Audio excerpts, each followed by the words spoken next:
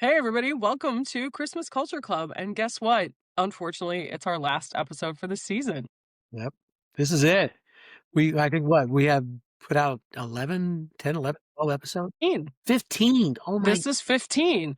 But how apropos that we finish the end of one party season by starting another party season. That's right. Laissez le bon temps brûler. It's Mardi Gras season. Well, and that brings us to the theme of this, our final recording, and that's the Epiphany, or the 12th day of Christmas. So a little bit of background on the Epiphany. The January the 6th, the 12th day of Christmas, is a representation of the coming of the Magi to the manger in Bethlehem. And before we end, I have a quiz question regarding them, so I won't get in too deep. But the Magi came, according to the Bible. They weren't named originally, but we'll get to that again. But then the Bible refers to them as three wise men. We've come to think of them as three kings, but Magi basically refers to being wise men or holy men, bringing with them gifts for the Christ child of gold, frankincense, and myrrh. Gold representing king being the king. Frankincense was used as a gift in perfumes, also anti-inflammatory. It had medicinal purposes. And myrrh was used for anointing. And as you look at the nature of the three gifts, one represented, again, the kingdom on earth. One represented essentially bringing forth and healing. And the third one was anointing of the body and the death of the Christ figure. So you get those three. That's marrying the Trinity, you know? I mean, it's just the classic three, and it's also just balance in the universe that goes back to paganism as well. So it's just fascinating that you have this extending, again, through how we bridge the gap. Right. And I think it's interesting because, we had talked about it a couple episodes ago when we discussed, like, how did the date of Christmas get set and how did Christmas become what it is? Originally, I mean, for the first really several hundred years of the church, Epiphany was the day that he was celebrated as becoming divine. Right. It was the establishment of him as the Son of God, a divine. Mhm. You're right. Yep. Yeah, the three kings brought validation to that, that they saw the star, they had been visited by the angels, they came and said, "We present this to you." And it's interesting how now, fast forward, 2000 plus years later, we actually look back at the birth, and Epiphany has kind of dwindled in importance in certain parts of the culture, but there are certain cultures that still very much put a lot of emphasis on Epiphany, Yeah, I think so we'll talk about that. the Orthodox faiths, I think, place greater emphasis on it than I'm Roman Catholic, and it is a high holy day for the Catholic Church, but I don't think it has the bearing that it does in the Greek and Eastern Rite churches. Yeah, and that was one of the schisms between the two churches. I believe it was, I mean, again, my grandfather was on his path to becoming a Jesuit priest and loved the history of the Catholic Church. So I am a poor representation of that. But I The way we believe say it, Julie, is that happened in the Council of Nicaea, I believe, had something to do with it. And then the Western and Eastern churches said, no, we want to celebrate Epiphany as the day. And it is the Theophany. I don't know if I'm pronouncing that right, but that was like all of it together at once. Whereas the Catholic Church and the Western Church then said, we will celebrate Christmas as well as the Three Kings Day. So it's just interesting to see, where all the breaks happen and how it impacts. But I mean, then it ties into Easter. We'll talk about that too. And, it has a huge impact. Like today's date is a huge impact on all of the religious calendar for the year. So fascinating. But anyway, so. but it does, and you mentioned just a minute ago, it kind of kicks off a whole slew of celebrations. There is and you know more about this than I do because you're much more in tune with New Orleans culture, but it's the King's Cake, right? Yep. Is today. Yeah. So today is the start of Carnival season traditionally. And what happens is you have someone that hosts the 12th night party, which tonight is the 12th night. And, we've talked about that again, that in our current society, Christmas Day ends the season, essentially. You've got New Year's Day, whatnot. New Year's Eve is still party central. We talked about the week in between. But going back just even 100 years ago, today was the end of the season. People would work up until Christmas Eve, and then they would start 12 nights, and they would have 12 nights of partying, seeing family, celebrations, and someone would host a final 12th night party. And today, in the dessert that was served, there would be either a bean or there would be a small, tiny, tiny little baby, like it That's could the be a baby child. Jesus, right? Yeah, and whoever got the baby Jesus has to host the party the next week, and Weren't they so goes also forward. granted good luck for the year or something like that? Yeah, I mean, there's all sorts of traditions associated with it, but today is the kind of the handshake between one festival season and another festival season. And, we're finishing up celebrating the birth of Jesus and his divinity. And then it hands into the celebratory period that leads up until Lent. And then it's the fasting period going into Easter. Oh, the So it's cleansing. just a really interesting calendar. And again, I mean, I love the pagan tie-ins because, you're moving into a spring season, you're moving into a time of traditional leanness, which ties in with a fasting time and, a spring equinox. Spring equinox is actually how the date of Easter is set. It's the full moon, the first full moon after the spring equinox. So I don't know. It's just it's a crazy thing. So, and you had mentioned the pagan part of our celebrations. Are you familiar with the Boar's Head Feast and the Yule Feast, they call them? Uh, the Yule feast, I feel like maybe, but do tell. A lot of them tie in together. So the Boar Heads Feast is based on an old Roman tradition around this time of year where they would present a boar's head and it would open all the festivals around solstice and just past Mhm. solstice. Well, the church adopted it in the Middle Ages and created the Boar's Head Feast. And the representation is that the three wise men, again, they come bearing gifts. So it's a big festival and there's a traditional boar's head and a huge festival, lots of food and celebration. And it's interesting because a really dear friend of mine that I did theater with for many, many years, who's a marvelous actor, he plays one of the kings and has been playing one of the kings now in the Cincinnati Boar's Head Festival for 30 years or more. Yeah. And it's interesting because according to tradition with the Boars Festival, the three kings, there's traditionally a young, a middle-aged, and an older king. Mhm. And again, you reference the Trinity, and it's kind of that. Well, and it also ties into paganism that you have essentially Mother Earth that's traditionally represented as the crone, the maiden, and the huntress. Mhm. And that also ties back into Roman culture. So, I mean, it all just turns around that it's all very similar concepts that we see over and over again and, are still respected. I mean, whatever your origin is, whatever the place that you come at this from, it's respected and it's a cycle of nature that's been embraced. And I just find it fascinating that, we're talking about seeing parts of a Roman festival that was celebrated 3,000 years ago. And I have to say, we have a cat in our house now, Yolkokitten. She is a black cat that came to us right around Christmas. So she is the Icelandic Yule cat, is her name. And she will be joining the podcast Also, if she today. doesn't So get to be the size of the Yule cat. God help us, no. And thankfully, she did not steal any small children or attack us too heartily because all of us got clothes for Christmas. So Hey, you were talking about the Roman traditions and all, and one of the things we were talking about earlier, and I want to discuss a little bit more, is the Italian concept of La Befana, right? I love it.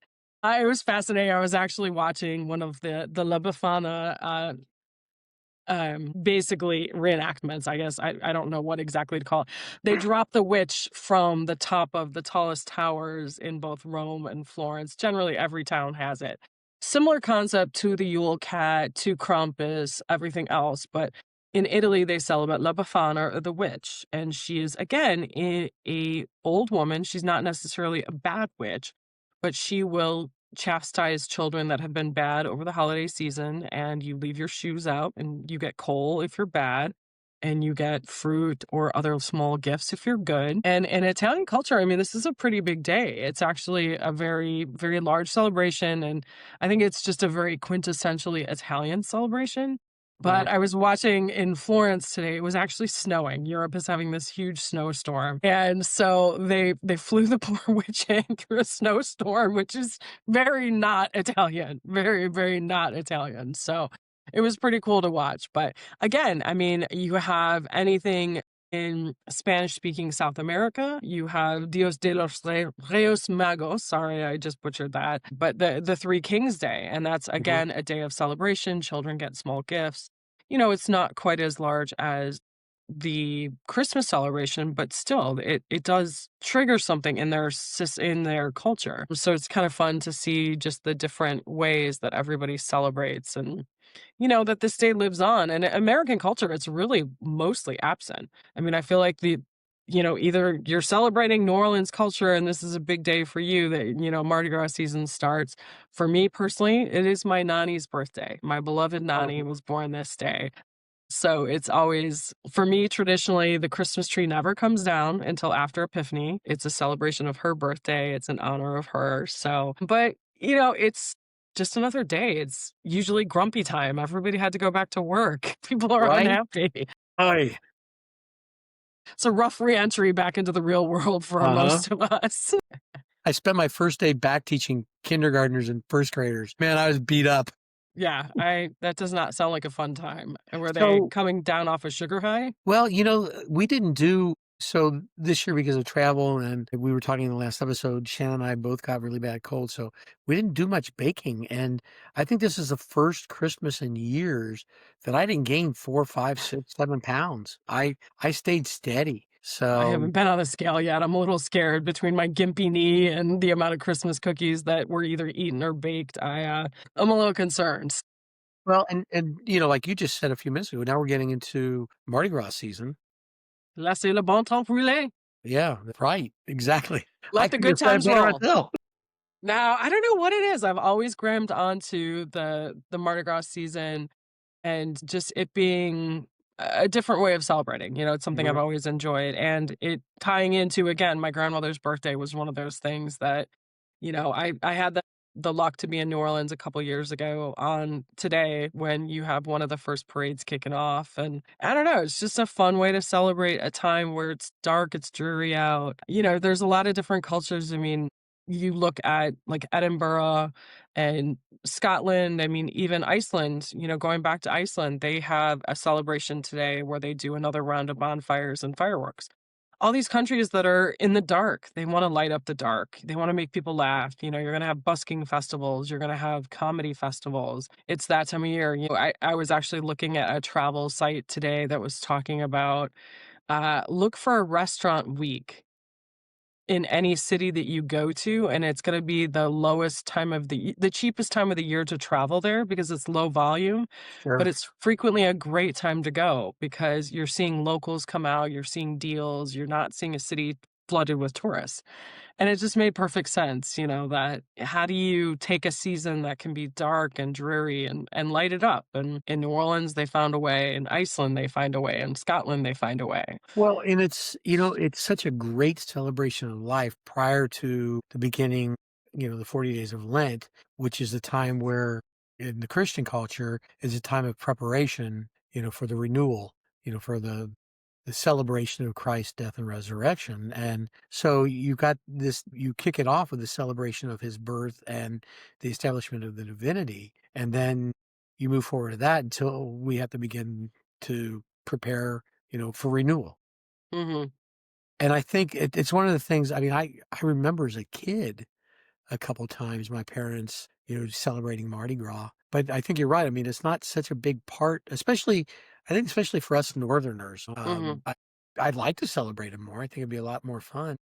Maybe it's casserole season? I don't know, hot dish season? That's what Yeah, we're all focused on, bowling league season? I'm not really sure, you're right. dig out from a blizzard, not having a heart attack? I mean, you Uh, know, we're kinda hanging by the edge of our seat right now. yeah, Granted, it's been a mild winter other than our early start, but yeah, so I mean, far. it is really fascinating just to see, like, the cycle. How does the cycle work? How does it affect all of us? And, you know, one thing, I mean, you have a deeper religious knowledge than I do. You know, I've always wondered, is there like, what happened after the Magi? I mean, I know that there's what, 28 years of lost Jesus's life before Well, he yeah, reappears, but yeah. I mean, essentially they decided it came, it came out that there was a belief that the Savior had been born, and so the Romans started looking for him, and so they had to flee. Mhm. And I mean, the tradition's kind of vague. You're right. You don't.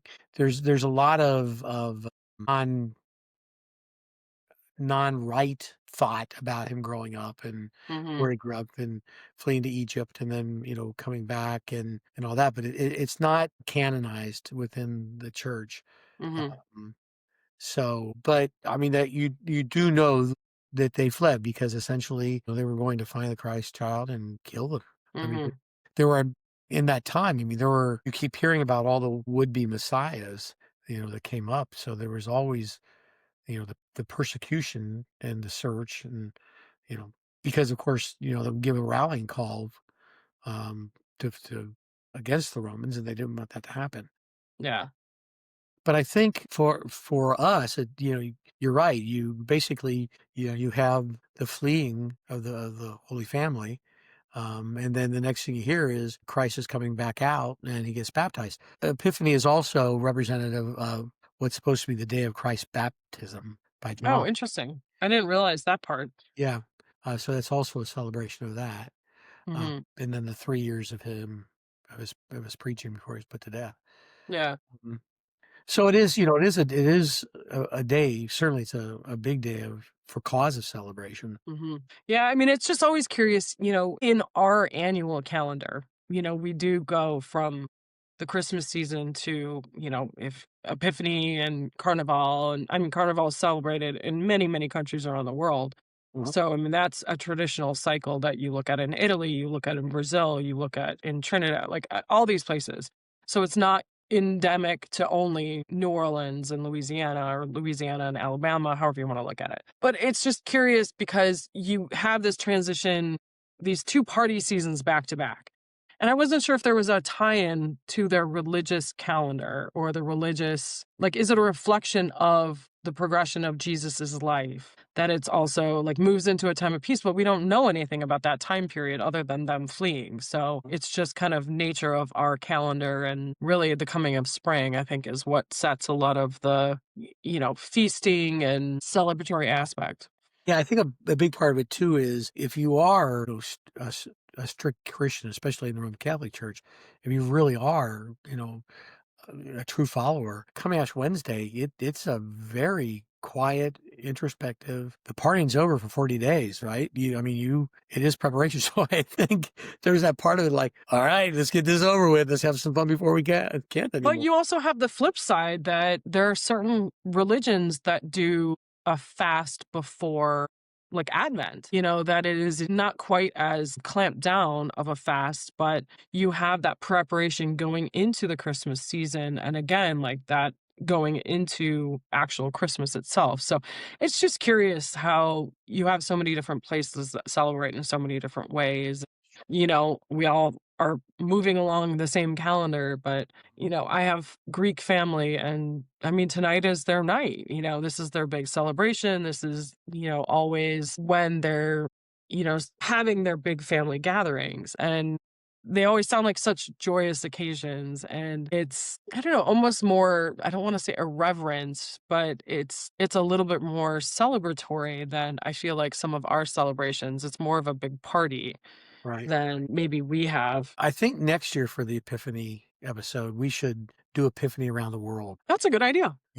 seriously. Yeah. So, Well, and so this is our last episode. So Steve and I have committed to doing this next year. We had a blast doing this. We hope that all of you that are watching or listening had an enjoyable time coming on this journey with us too, figuring out the technology that we've used. But we're already spitballing topics for next year. yeah, And we if would you have any love. ideas, reach out.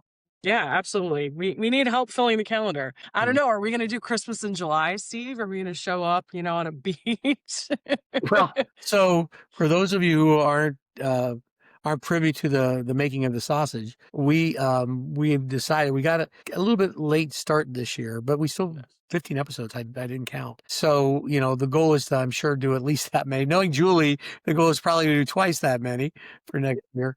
But we've talked about really sitting down starting in April doing the Mhm. planning, and hopefully, we'll get better with technology and some of the inserts and things like that. But no, seriously, if you are listening to this and Julia and I or either one of us and you've got any great ideas, reach out. One of the things we wanted to do this year was actually to interview one of the mall Santas or someone who acts on Santa's behalf. We weren't able to get somebody. We both had a lead, but it kind of got late in the season and Mm. then they got really busy. So maybe for next year, but yeah. Okay. So before we start to put a closer on this, here's your final, this is the final quiz of the year. The three wise men, AKA the three holy men, the three kings, as I mentioned earlier, were not given names in the Bible, but in the Middle Ages, they were assigned names and nationalities. Can you name any of the three wise men and tell me where they were kings of? What I feel like I know one is Baltazar, those are? because I've always keyed into that. I've had a friend named Baltazar, and I Okay. knew why he was named his name. I don't Balthazar know is the one. others. He was the king of Arabia. Mhm. He brought myrrh, which was a symbol of mortality. That's Okay. the incense or the preparation of Da it. Okay, two more. I mean, I wanna guess Gabriel, but that's such Close. a Think about a friendly ghost. Casper? Jasper, Really? also known as Jasper, Gaspar, Uh-huh. Gaspar, Caspar, Okay. Gaspar. He was the king of India. Okay. He brought frankincense, which is a symbol of divinity. Mhm. And then the third one, I have no idea. Melchior. Melchior was the king of Persia, and he brought gold, Okay. symbolizing kingship. Kingship and eternity, really. So My question about that is, king, king, king. The Bible is an interesting thing, and the interpretation of the Bible is an interesting thing. And it's like, okay, so does king actually represent kingdom? Does it represent, holy men of wisdom, mhm. whatever it might be? But those were the names that were assigned to them, and and they were also assigned like the continents. There are some that would put them not only as Asian Africa, but one of them as being European, Mhm. signifying the universality of Jesus and his reign. Well, and it's just such a interesting work that, and I mean, again, like my grandfather was on his way to being a Jesuit priest when he met my grandmother and fell in love. And 9 children later and 30 some odd grandkids later, we all were raised with the history of the church.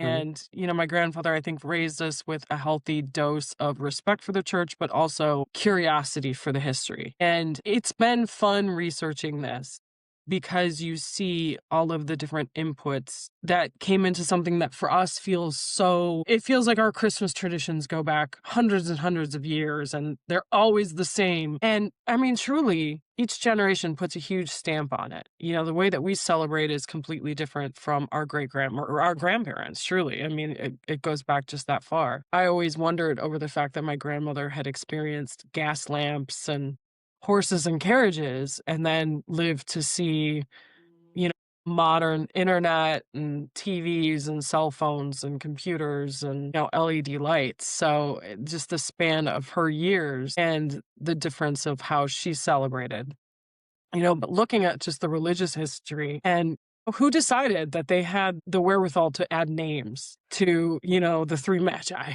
Well, like where did that come from? here's something stranger about it. Yeah. There is a theoretical fourth magi. Okay. So the Bible mentions magi, but it doesn't specify a number. So they consider a popular fourth figure named Artaban, who comes from a fictional classic Christmas story. He's a Persian priest who delays his journey to help others and arrives too late for the birth, finding Jesus decades later. Okay. Yeah. But I mean, it's really interesting to me and it's one of the driving reasons why. Like, I've had so much fun. I can't tell you how many research books I've bought and what rabbit holes I've gone into on the internet looking through this stuff. And I mean, I just finished a book called The Autobiography of Santa Claus, which Hmm. was a fictional telling of St. Nicholas. And it was really fun. It was kind of irreverent, but it wove in a lot of history. It's just I never would have found a book like that had we not, said like, hey, well, what's the history of Santa Claus? And it was one of the books that came up, and it was a newspaper journalist that had written it. And he was tasked to write this story for his newspaper and then realized the story had legs and could be a little bit bigger. And it's turned into actually a 3-book set. Hmm. But I mean, it's just, how do you go from the birth of Christ to Saint Nicholas in Turkey or Syria handing out presents, and then him suddenly relocating to the North Pole with elves, and it's all done by a Knickerbocker history group in the 1820s in New York City, and it has ties to the Dutch celebrations, and, then you have his red coat coming from the Viking Odin crossing the sky behind their caribou. I mean, it's just such a crazy melting pot of traditions, and it just made me incredibly happy to dig into it and share it with people. And I think that's part of the interest is that it's become so expansive Mhm, and the cultures, the traditions, based on a religious element of life, mm, expanding beyond it into the cultural part, which is what this particular podcast has been all about. And I think one of the things that we had a goal of doing was to honor the religious part of mhm. it, but to push out some of the fun customs and cultural parts of it. And I'm looking forward to doing that again next year. So Yeah, I should say most next year, definitely. this year, actually. I know, really. I feel like 2026 came really fast. Really, really Oh, fast. So, yes, but no, we're here for it. So, I hope everybody has a wonderful spring season. Laissez le bon temps rouler, eat your king cake and celebrate with some beads and go down to New Orleans and check out Barkus and Chewbacca's and all the other crazy parades. But, I hope that we added some joy to your holiday season and we lighten the load. That was our goal. But we'll look forward to hearing from people about what you want to hear about next year. I think maybe the goal is going to be to start around September, yeah. would be my anticipation. We're gonna do some research on the off season on software for podcasts, and we may revisit some of the same topics just to improve on them. Because again, some of these topics, I mean, the topic of Santa, there's no end. There's always something new to add or some odd little quirk to add. And we didn't even touch on Christmas cookies, which broke my heart. Poinsettias, Noche Buenas, another thing for me, but there's just so much to talk about. Mall Santas, I'm fascinated by their life. We definitely have to dig into that one. What are some of your topics you want to do next year, Steve? Well, the mall Santa is a big part of for me. Also, one of the things I'd like to look into, it's a facet of toys. How do the toy manufacturers go about trying to figure out Mm, what will be the big Christmas toy?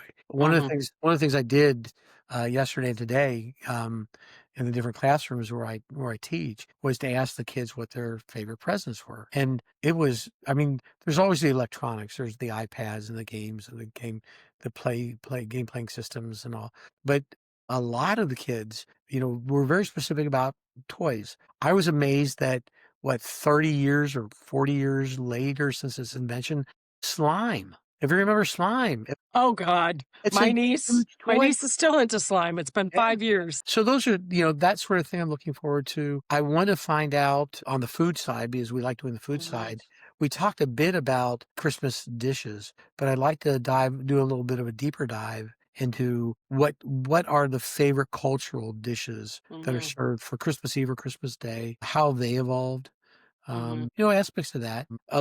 Maybe do a little bit more. Midnight mass and uh, that's a good idea. big thing. Why is it midnight? How's it celebrated? If you're Catholic, you're finding more and more that midnight mass is now starting at 9 o'clock Yes. or 10 o'clock. Some of the churches would still celebrate. They'll have the mass starting at 11, so it ends at midnight. Mhm. So things like that. You know, I'm sure that gosh, did 15. I think you had 40 ideas in your original book. Yeah. I mean, that's part of the whole concept of doing this is that there's unending appetite for Christmas. I mean, we did not really touch on Christmas movies. Mm-mm, not We much. we did not talk about Die Hard. You better tell me your perspective on Die Hard right now, or else we're breaking it off. I believe it is a Christmas film. Jason Utesh, I believe it's a Christmas film. I knew I chose a good man. Yep. There you go. Well, you know what? It is not Christmas season until you see Hans Gruber fall out of a window. So I did see that this year, and I have to share that my husband, who is an amazing smart aleck, usually he sabotages my Christmas village. I travel for work, and he sabotages my Christmas village when I'm gone. This year he did not, because I was not gone this year because I was Mm. home because of my knee. But a couple years ago, I didn't set up my Christmas village. I was on a work trip. I came home. I was exhausted. I did not pay very close attention. And I suddenly turned around and realized that he had built a scale model of Nakatomi Plaza out of cardboard and foam board. Unfortunately, it got damaged in a water issue, in our basement and storage a couple years later, but this thing was freaking amazing, and it is cemented my love for him forevermore, that he is a believer that Die Hard is a Christmas movie, What? and put his money where his mouth was. He literally even made, like, a small Hans Gruber falling from the Falling. building. It's pretty impressive. But Godzilla has visited my Christmas village. During COVID, we had Lori Lightfoot, the mayor of Chicago, shut down the Christmas village and put protest signs up saying too Oh many my people were goodness. celebrating. We had zombies. Zombie apocalypse was kind of a rough year. They took Mhm. over, but, yeah. So, that's what I think we tried to find was the irreverence of the culture of Christmas, the fun of it. And I hope we continue that. I hope we made you guys laugh. I don't know. I think that might be it. Us signing off, but thank you for joining us on this journey. And Steve, thank you so much for making a dream happen. I Julie, can't thank thank you you. enough. It's been a blast. I appreciate you inviting me. So we'll see you all in, about 8 or 9. July. Yeah. Oh, July. We got July. to do a Christmas in All right. July. We're going July to be sitting 25th. on a beach somewhere. We'll do one. All right. Happy New Year to everyone. Julie, thank you so much. Yeah. From Christmas Culture Club, it's the ending of our 15th episode, season 1. This is it. She's Julie. I'm He's Steve. Steve. Happy New Year. Happy New Year, everybody.